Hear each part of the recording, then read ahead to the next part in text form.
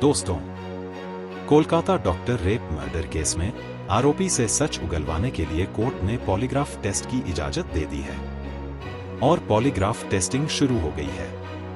इसमें पूर्व प्रिंसिपल संदीप घोष से 25 सवाल पूछे गए हैं और इन 25 सवालों से बहुत बड़ी खुलासा हुआ है। क्या खुलासा हुआ है वह हम आगे जानेंगे, लेकिन खास बात यह है कि जब मुख्य आरोपी से इजाजत लिया जा रहा था तो वह कोर्ट में ही फूट फूट कर रोने लगा। आखिर मुख्य आरोपी संजय रॉय कोर्ट में जज के सामने फूट फूट कर क्यों रोने लगा, यह हम आगे जानेंगे। पहले यह जान लेते हैं पॉलीग्राफ टेस्ट क्या होता है और कैसे किया जाता है। कोलकाता के एक अस्पताल में महिला डॉक्टर से दुष्कर्म और हत्या के मामले में विशेष अदालत ने सीबीआई को आरोपी संजय रॉय का पॉलीग्राफ टेस्ट कराने की अनुमति दे दी है। महिला डॉक्टर का शव आरजी कर अस्पताल के सेमिनार हॉल में मिला था। इसके बाद मुख्य आरोपी संजय रॉय को गिरफ्तार कर लिया गया और सीबीआई इस मामले की जांच कर रही है। पॉलीग्राफ टेस्ट क्या होता है?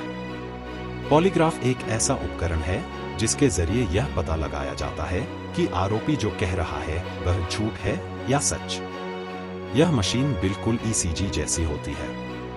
इसके जरिए सवाल जवाब के दौरान आरोपी के शरीर में होने वाले बदलावों का अध्ययन कर निष्कर्ष निकाला जाता है। दरअसल जब कोई झूठ बोलता है तो उसकी दिल की धड़कन, सांस लेने और अन्य गतिविधियों में बदलाव होता है।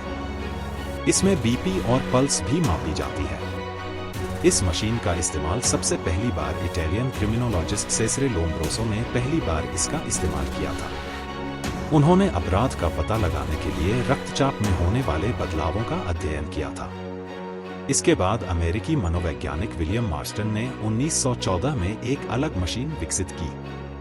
हालांकि मेडिकल क्षेत्र में नार्को और पॉलीग्राफ दोनों ही टेस्ट विवादित रहे हैं। आज भी इसमें सच और झूठ की 100% गारंटी नहीं है। हालांकि कई बार पॉलीग्राफ टेस्ट कारगर भी साबित होते हैं। भारत में प्रेस्टो इन्फो सॉल्यूशंस नाम की कंपनी पॉलीग्राफ मशीन की टॉप प्रोवाइडर है। इन मशीनों का इस्तेमाल सरकारी और निजी क्षेत्रों में भी होता है। जांच एजेंसियां इन मशीनों को खरीदती हैं। हालांकि निजी संगठन भी वाजिब कारण बताकर इसे खरीद सकते हैं। मशीन खरीदने के कुछ कानूनी नियम हैं। इसके लिए सरकार की अनुमति जरूरी है। पॉलीग्राफ टेस्ट को लेकर क्या है कानून? संविधान के अनुच्छेद 20(3) के तहत नागरिकों को अपना बचाव करने का अधिकार है। ऐसे में आरोपी को भी इस टेस्ट को खारिज करने का अधिकार है। यह टेस्ट किसी आरोपी पर जबरन नहीं किया जा सकता। अगर किसी पर टेस्ट के लिए दबाव डाला जाता है तो यह अनुच्छेद 20(3) का उल्लंघन होगा। कई बार ऐसी भी स्थिति आती है जब पॉलीग्राफ टेस्ट आरोपी पर सही से काम नहीं करता। आपको बता दें कि सीबीआई ने संजय रॉय को कोलकाता कोर्ट में पेश कर मामले के आरोपी और संदिग्धों के पॉलीग्राफ टेस्ट की अनुमति मांगी थी। झूठ पकड़ने वाला टेस्ट, जिसे पॉलीग्राफ टेस्ट कहते हैं, कोर्ट और संदिग्ध की सहमति के बाद ही किया जाता है। मीडिया रिपोर्ट के मुताबिक जब जज ने पूछा कि वह पॉलीग्राफ टेस्ट के लिए क्यों राजी हो रहे हैं तो संजय रॉय कथित तौर पर रोने लगे। उन्होंने कोर्ट से कहा कि वह टेस्ट के लिए इसलिए राजी हुए क्योंकि उन्हें लगता है कि वह निर्दोष है। मीडिया रिपोर्ट में संजय रॉय के हवाले से कहा गया कि मैंने कोई अपराध नहीं किया है, मुझे फंसाया जा रहा है। शायद यह टेस्ट इस बात को साबित कर देगा।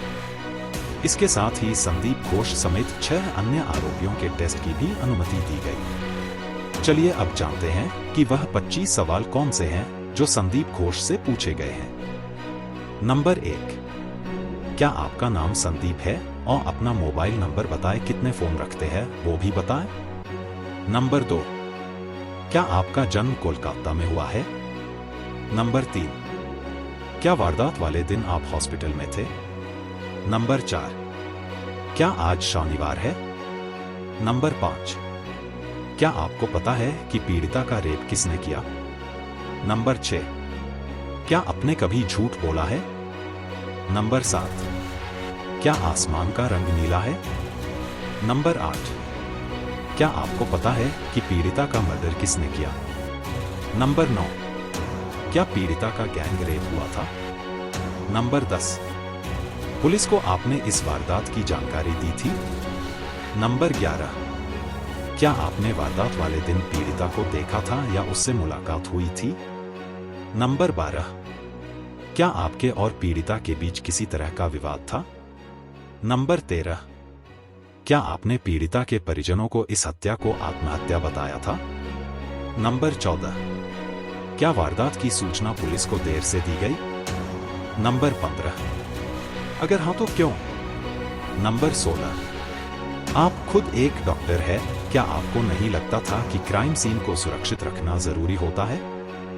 नंबर 17, क्राइम सीन का रिनोवेशन क्या आपने करवाया? नंबर 18, क्यों करवाया, क्या किसी ने आपको ऐसा करने के लिए कहा था? नंबर 19, परिवार को जो जानकारी दी वो किसी के कहने पर दी गई थी? नंबर 20, सबूतों के साथ छेड़छाड़ एक अपराध है, इसकी जानकारी है आपको?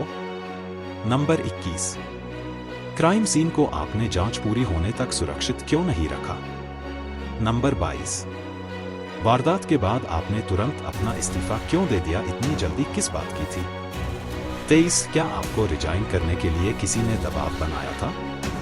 नंबर 24, आपने वारदात के बाद किस किस से बात की? वारदात की जानकारी फोन पर किस किस को दी? नंबर 25, सजन रॉय को जानते हो, अगर हाँ तो कब से कितनी बार मिले? 8-9 अगस्त को मिले थे। क्या आप किस किस का पॉलीग्राफ टेस्ट हुआ?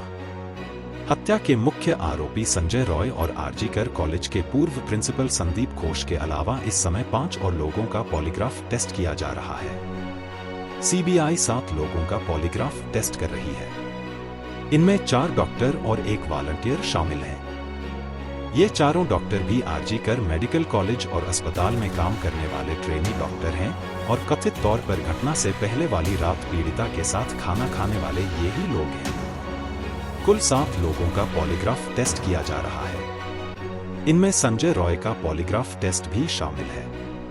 संजय रॉय को अपराध के अनुमानित समय के आसपास बिल्डिंग में प्रवेश करते देखा गया था और अपराध स्थल के पास उसके ब्लूटूथ हेडफोन पाए गए थे। संजय रॉय के मोबाइल फोन पर कथित तौर पर कई अश्लील क्लिप भी पाई गई थी। उसे गिरफ्तार कर लिया गया था। भारत भर के अधिकांश सरकारी अस्पतालों में रेजिडेंट डॉक्टर्स एसोसिएशन ने ट्रेनी डॉक्टर के साथ क्रूर बलात्कार और हत्या के खिलाफ 11 दिनों तक विरोध प्रदर्शन किया।